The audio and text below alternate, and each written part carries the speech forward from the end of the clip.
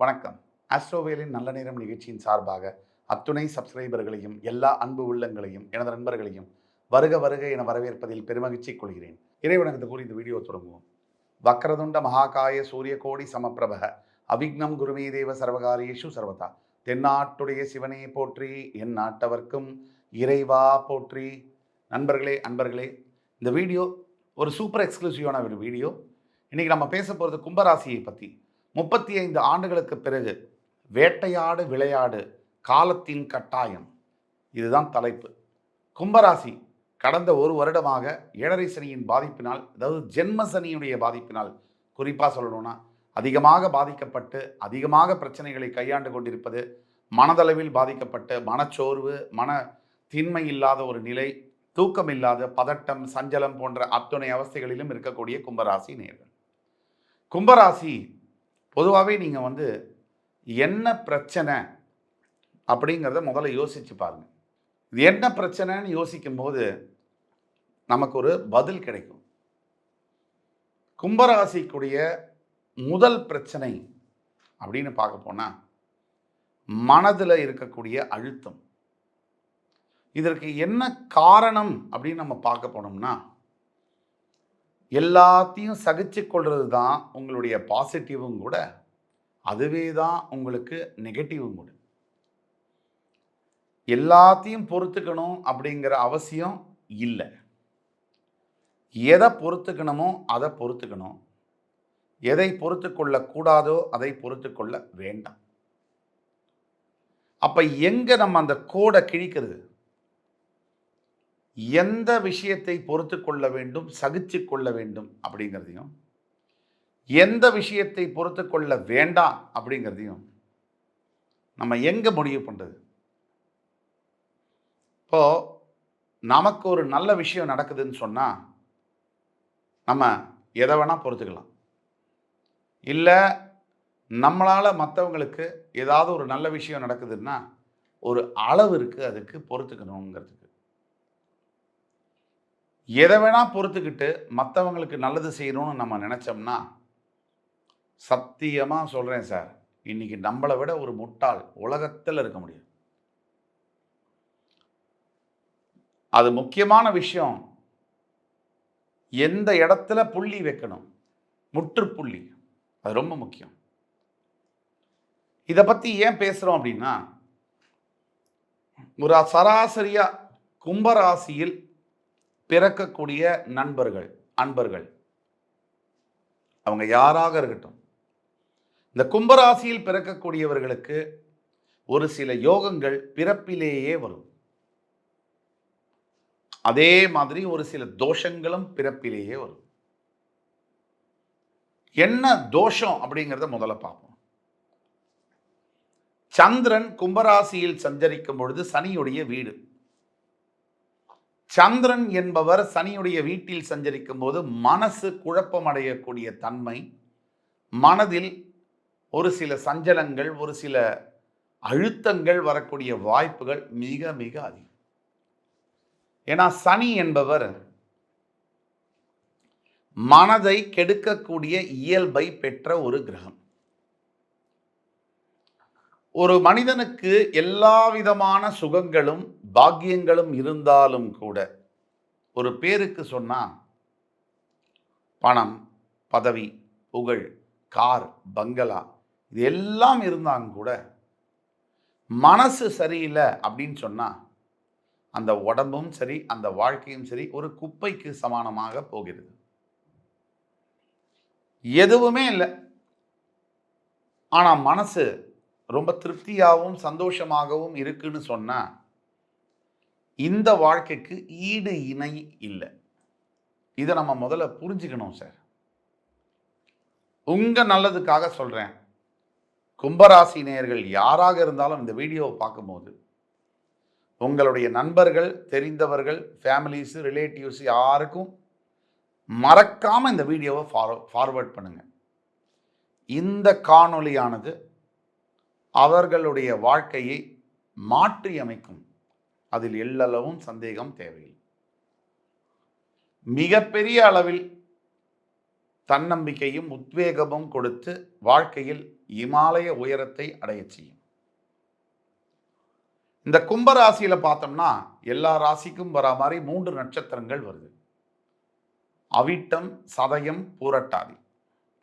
அவிட்ட நட்சத்திரம் 3ஆம் பாதத்தில் தொடங்கி 4ஆம் பாதம், சதய நட்சத்திரம் 4 பாதங்கள், பூரட்டாதி நட்சத்திரம் 3 பாதங்கள் முடிய இந்த கும்பராசியில் அடங்கும். இதில் அவிட்டம் என்பது செவ்வாயுடைய நட்சத்திரம், சதயம் என்பது ராகுவுடைய நட்சத்திரம், பூரட்டாதி என்பது குருவுடைய நட்சத்திரம். சனி பகவானுடைய வீட்டில் சந்திரன் சஞ்சரிக்கிறார். அந்த சஞ்சரிப்பில் செவ்வாய், ராகு, குரு நட்சத்திர பாகமாக இணைகிறார்கள். சனியுடைய வீட்டில் செவ்வாய் நட்சத்திரம், செவ்வாயே சனியுடைய மகர ராசியில் தான் உச்சம் பெறுவார். உடையப்பட்ட நட்சத்திரமாக அவிட்டம் 3 மற்றும் 4 பாதங்களில் பிறக்கக்கூடிய கும்பராசி நேயர்களுக்கு உண்மையில் சொல்ல போனால் நல்ல வாழ்க்கை அமைகிறது. பெரும்பாலானவர்களுக்கு 80-75% அவிட்ட நட்சத்திரத்தில் இங்கே பிறக்கக்கூடியவர்களுக்கு நல்ல வாழ்க்கை அமைகிறது. சதய நட்சத்திரத்தில் பிறக்கக்கூடிய கும்பராசி நேயர்களுக்கு அவர்கள் தன் இருக்கும் இடத்தை விட்டு வெளியே செல்லும் பொழுது வாழ்க்கை என்பது மிகப்பெரிய உயரத்தை அடைகிறது. எதிர்பார்க்க முடியாத சுகபோகங்கள், எதிர்பார்க்க முடியாத பதவிகள், எதிர்பார்க்க முடியாத சந்தோஷம், மனதில் அவ்வளோ ஒரு ஆரோக்கியம், எல்லாம் உடல் ஆரோக்கியம் எல்லாம் சேர்ந்து வருது. இதுவும் 75 முதல் 80%, 75 to 80%. ஆனால் ஒரு ரகசியத்தை சொல்கிறேன். பூரட்டாதி நட்சத்திரம் 1, 2, 3 பாதங்களில் பிறக்கக்கூடிய கும்பராசினியர்கள் வாழ்க்கையில் படாத அவதிகளை பட்டே தீருகிறார்கள். இதில் 1ஆம் பாதம் 2ஆம் பாதம் கூட விதிவிலக்கு. 3ஆம் பாதத்தில் பிறப்பவர்களுக்கு சற்று மோசமாகவே இருக்குது. இதற்கு பிறகு புரட்டாதி 4ஆம் பாதம் என்பது மீனராசியில் போய் விழுகிறது. இப்போ சராசரியா ஒரு மனிதன் இல்லை ஒரு மனுஷி அவிட்ட நட்சத்திரத்தில் பிறக்கிறாங்கன்னு சொன்னால், ஒரு எக்ஸாம்பிளுக்கு 3ஆம் பாதத்தில் பிறக்கிறாங்கன்னு சொன்னால் கிட்டத்தட்ட ஒரு 3 வருட செவ்வாய் திசை, சதய நட்சத்திரம் ராகுவுடைய திசை 18 ஆண்டுகள், 3ம் 18ம் 21. அதற்கு பிறகு குருவுடைய திசை பூரட்டாதி திசை ஒரு 16 ஆண்டுகள், 21ம் 16ம் 37. கிட்டத்தட்ட அப்ராக்சிமேட்டா 37 ஆண்டுகளுக்கு கழித்து அவர்களுக்கு சனி திசை என்பது வருகிறது. அந்த சனி திசை வரும்பொழுது இப்போ இந்த வீடியோவை பார்த்து கொண்டிருக்கக்கூடிய கும்பராசி அன்பர்கள், உங்களுடைய வாழ்க்கையில் சனி திசை இப்பொழுது நடந்து கொண்டிருக்கிறது என்றால், அந்த சனி பகவான் உங்கள் பிறப்பு ஜாதகத்தில் ஓரளவு சுபத்துவத்துடன் இருப்பாரேயானும் இந்த சனி திசையானது ஜென்ம சனி கோச்சாரமாக இருந்தாலும் கூட நீங்க வேட்டையாடி விளையாட போறீங்க. வாழ்க்கையவே வேட்டையாட போறீங்க. வாழ்க்கையின் அச்சீவ்மெண்ட்ஸ், சாதனைகளை வேட்டையாட போகிறீர்கள். குறிப்பாக சொல்லணும்னா மருத்துவத்துறை மற்றும் விளையாட்டுத் துறையில் இருக்கக்கூடிய கும்பராசி அன்பர்கள், இவர்களுக்கு இப்போ சனி திசை நடக்குது. பிறப்பு ஜாதகத்தில் சனி சுபத்துவமாயிருக்குன்னு வச்சுக்கோங்க. இந்த பிறப்பு ஜாதகத்தில் சனி பகவான் சுபத்துவம் அடைந்திருக்கிறாரா இல்லையா, இதை எப்படி தெரிஞ்சுக்கிறது? இங்கே வாட்ஸ்அப் நம்பரில் கீழே கொடுக்கப்பட்டிருக்கிற வாட்ஸ்அப் நம்பரில் எங்களை கான்டாக்ட் பண்ணி ஆன்லைன் அப்பாயின்மெண்ட் தான், ஃபீஸை பே பண்ணி ஆன்லைன் அப்பாயின்மெண்ட் புக் பண்ணினீங்கன்னா உங்களுக்கு நாங்கள் பார்த்து சொல்லுவோம். உங்களுடைய வாழ்க்கை எதிர்காலத்தில் உங்களுக்கு எதை வச்சிருக்குன்னு சொல்லி, எதை மிச்சம் வச்சிருக்குன்னு சொல்லி, அந்த வாழ்க்கையில் நீங்கள் படக்கூடிய அனுபவிக்க போறீங்களா ராஜயோகங்களை, இல்லை கஷ்டப்பட போறீங்களா? அப்படி கஷ்டப்படுற மாதிரி அமைப்புகள் இருந்தால் அதை எப்படி கையாள்வது, அதை எப்படி எதிர்கொள்வது, இதையெல்லாம் பேச போகிறோம் உங்கள் கன்சல்டேஷனில். நம்ம ஆஸ்ட்ரோவேல் சேனல் நேயர்களுக்கு முக்கியமாக நான் சொல்லிக்கொள்வது, ஆஸ்ட்ரோவேல் முருகா, சுவாமிவேல் போன்ற சேனல்கள் நம்ம சேனல் தான். இந்த ஆஸ்ட்ரோவேல் சேனலுக்கு நீங்கள் கொடுத்து வந்த ஆதரவை மற்ற ஆஸ்ட்ரோவேல் முருகா, சுவாமிவேல் சேனல்களுக்கும் நீங்கள் கொடுக்க வேண்டும். அதே மாதிரி கூடிய விரைவில் நாம் மேட்ரிமோனி பூஜைகள் செய்வது, ஆன்மீகம் சார்ந்த பக்தி சார்ந்த பிராயஷ்சித்தங்கள்லாம் செய்வது, இது தொடர்பாக நாம் பக்தி சேனல் மற்றும் கோவில்களில் தரிசனம், கோவில்களுக்கு செல்ல முடியாதவர்கள் அங்கே உள்ள கோயிலை வீட்டிலேருந்தே அருமையான வீடியோ கிளாரிட்டியோடு பார்க்கறதுக்கு உண்டான முயற்சிகள்லாம் ஈடுபட்டு இருக்கோம். கூடிய விரைவில் உங்களை அந்த சேனலோட சந்திப்போம். அதே மாதிரி இந்த கும்பராசி நேயர்கள் சராசரியாக ஒரு 35 ஆண்டுகள் 40 வயசு ஆகுது கும்பராசி நேயர்கள் நீங்கள் இருக்கீங்கன்னு சொன்னால், அவிட்ட நட்சத்திரத்தில் நீங்கள் பிறந்திருக்கீங்கன்னு சொன்னால் 40 வயசு, சதய நட்சத்திரத்தில் நீங்கள் பிறந்தீங்கன்னு சொன்னால் ஒரு 30-35 வயசு, பூரட்டாதி நட்சத்திரத்தில் நீங்கள் பிறந்திருக்கீங்கன்னு சொன்னால் ஒரு 20 வயசு ஆகுதுன்னு சொன்னால், உங்களுக்கு இப்போ சனி திசை நடக்கும் தோராயமாக. இந்த சனி திசையில் ஏழரை சனியுடைய பாதிப்பு கோச்சார ரீதியாக இருந்தாலும் கூட, ஜனன ஜாதகத்தில் தசாநாதனாக வரக்கூடிய சனி பகவான் உங்களுடைய வாழ்க்கையை புனரமைக்கக்கூடிய வேலையில் செய்வார். நீங்கள் எண்ணி பார்க்க முடியாத, நினைச்சே பார்க்க முடியாத யோகங்களை உங்களுக்கு வழங்குவார். என்னென்ன யோகம்? முதலாக நான் சொன்ன மாதிரி மருத்துவர்கள், விளையாட்டுத்துறையை சேர்ந்தவர்களுக்கு கம்ப்ளீட் சேஞ்ச் இருக்கும். அடுத்ததாக அரசியல் துறையில் இருக்கக்கூடிய அன்பு நண்பர்களுக்கு, கும்பராசி நேயர்களுக்கு, இந்த கும்பராசிக்காரர்களுக்கு சனி திசை நடக்குது. உங்களுக்கு தோராயமாக ஒரு 30 முதல் 45 வயசு, 20 முதல் 40-45 வயசு இருக்குன்னு சொன்னால், சனி திசை நடக்குதுன்னு சொன்னால், உங்கள் தனிப்பட்ட ஜாதகத்தில் சனி ஓரளவுக்கு சுபத்துவத்தில் இருக்காருன்னு சொன்னால் கூட, நல்லா கேட்டுக்கோங்க அண்ணா, உங்களுக்கு இந்த சனி திசையானது வேட்டையாடு விளையாடு காலத்தின் கட்டாயம்.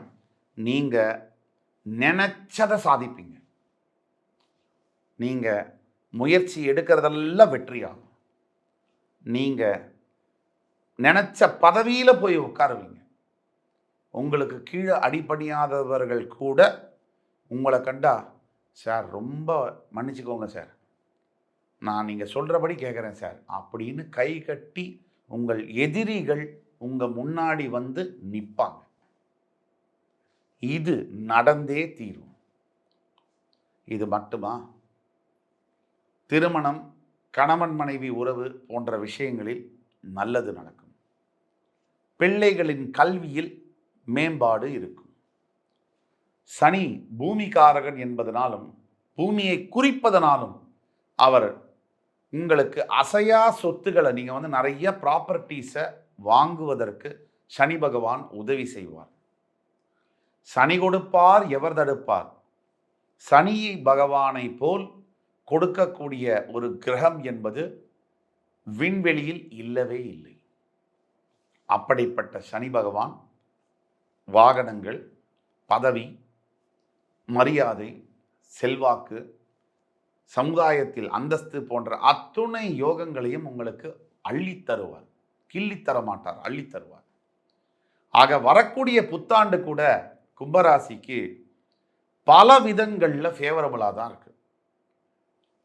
நம்பினார் கெடுவதில்லை, இது 4 மறை தீர்ப்பு அப்படிங்கிறத வார்த்தைக்கு இணங்க கும்பராசி நேயர்கள் எப்பவும் இருக்கிற மாதிரி பொறுமையோட கொஞ்சம் காலங்கள் கடைபிடித்தீர்கள் என்று சொன்னால், நம்பிக்கை இல்லாதவர்களுக்கு நான் விடுக்கக்கூடிய வேண்டுகோள், என் வீடியோ என்பது உங்களுக்கு சரியாக வராது. ஏன்னா உங்களுக்கு உங்கள் மேலேயே நம்பிக்கை இல்லை. நான் மட்டும் இல்லை, அந்த ஆண்டவனே இறங்கி பேசினாலும் கூட உங்களுக்கு இது சரி வராது. ஆக நீங்கள் விலகிக் கொள்ளுங்கள். நம்பிக்கையுள்ள என்னுடைய நண்பர்கள் தைரியத்தோடு நீங்கள் என்னை அணுகலாம். உங்களுக்கான வாழ்க்கை, எதிர்கால வாழ்க்கையின் குறிப்புகளை மிக துல்லியமாக கணித்து தர காத்து கொண்டிருக்கிறேன். எல்லாத்துக்கும் மேலே சில கும்பராசினியர்களுக்கு சரியாகவே நடக்க மாட்டேங்குது அப்படின்னு நினச்சிங்கன்னா, நான் சொல்லக்கூடிய விஷயத்தை செய்யுங்க. தினமும் காலையில் ஒரு 5லேருந்து 6 மணிக்குள்ளே எழுந்து குளிச்சுட்டு சுவாமிக்கு விளக்கேற்றிட்டு, ஓம் நம சிவாய வாழ்க, நாதன் தாழ் வாழ்க, இந்த ஸ்லோகத்தை நீங்கள் சொல்லுங்கள். இன்னும் ஒரு 4-5 வரி வரும். கூகுளில் எல்லாம் இருக்கு. இந்த ஸ்லோகத்தை சொல்லலாம். சரி, இது முடியல சார். பிரம்ம முரார்ச்சி சுரார்ச்சிதலிங்கம், இந்த ஸ்லோகத்தை நீங்க சொல்லலாம். சரி, இது யூடியூப்லேயும் இருக்கு. இதுவும் தெரியல அப்படின்னா வெறும் ஓம் நம சிவாய நமக சொல்லலாம். இது எல்லாத்துக்கும் மேலே ரொம்ப பவர்ஃபுல்லானது சனி பகவானுடைய காயத்ரி மந்திரம். ஓம் காகத்வஜாய வித்மஹி கட்கஹஸ்தாய தீமஹி தன்னோ மந்த பிரஜோதயாத். இந்த மந்திரத்தை குறைந்தபட்சம் 108 முறை நீங்கள் ஜபித்து கொண்டு வரும்பொழுது புலால் உணவு, அசைவ உணவை தவிர்த்து, மது மற்றும் புகை பழக்கத்தை தவிர்த்து, உடல் உறவை தவிர்த்து, நான் சொல்லக்கூடிய மந்திரத்தை வெறும் 2 மண்டலம் 96 நாட்கள் தொடர்ந்து ஒரு நாள் விடாமல் ஜபித்து வரும் நிலையில கும்பராசி நேயர்களே, நீங்கள் நினைத்து பார்க்க முடியாத உயரத்தை கூட நீங்கள் ரொம்ப சுலபமாக எட்டுவீர்கள். உங்கள் வாழ்க்கை வசப்படும். நீங்கள் எடுக்கக்கூடிய அத்துணை முயற்சிகளும் உங்களுக்கு கைகூடும் என்று கூறி, அடுத்து வரும் காணொளியில் மறுபடி உங்களை சந்திக்கும் வரை உங்களிடமிருந்து விடைபெறுவது உங்கள் ஜோதிட கலாநிதி சுபாஷ் பாலகிருஷ்ணன். நன்றி, வணக்கம், வாழ்க வளமுடன்.